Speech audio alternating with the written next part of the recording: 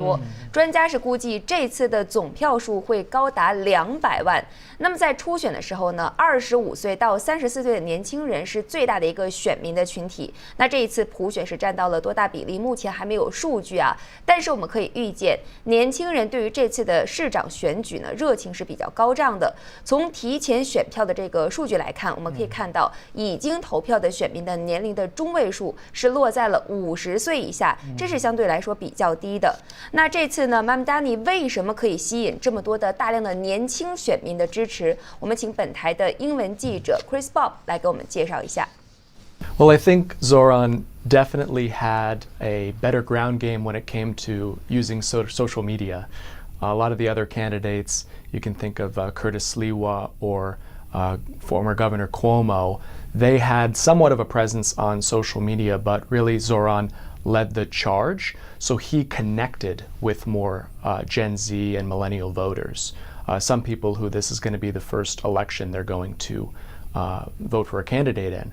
And one of the top issues that he came out of the fence, supporting is affordability. That's really been his whole message. And many New Yorkers who are young are already here because they took on student loan debt.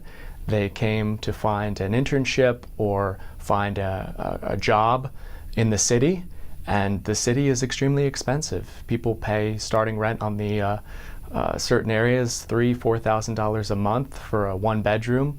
That's very expensive. Getting a cup of coffee at a coffee shop can be $8 or $9 if you want to do just a basic order.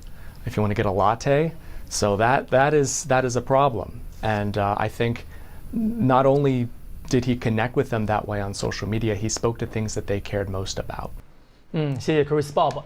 那么马姆达迪的政策呢，吸引了很多年轻选民，但是呢，这样的政策也让纽约人担心，执行起来的话，似乎也会遇到一些问题。我们继续呢，请 Chris 来和我们介绍一下。There is concern. I've spoken to a lot of New Yorkers about this, that they don't use the buses to begin with. The promise from Zoran is fast, free buses. 3 words. Very powerful words. Some New Yorkers don't use the buses right now because they're very unsafe. There's concern that if they make them free, they'll invite unhoused or homeless people to come in there, and they'll use them as roving homeless shelters like we've seen sometimes happen in the subway. The difference there is usually the conductors on the bus are more eager to kick off certain people who are being unruly. On the subway, there really isn't the presence of having a conductor in each subway car.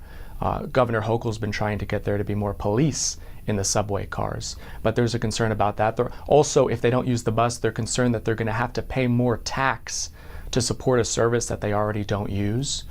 The people who do ride buses frequently have the same concern about the safety of those buses.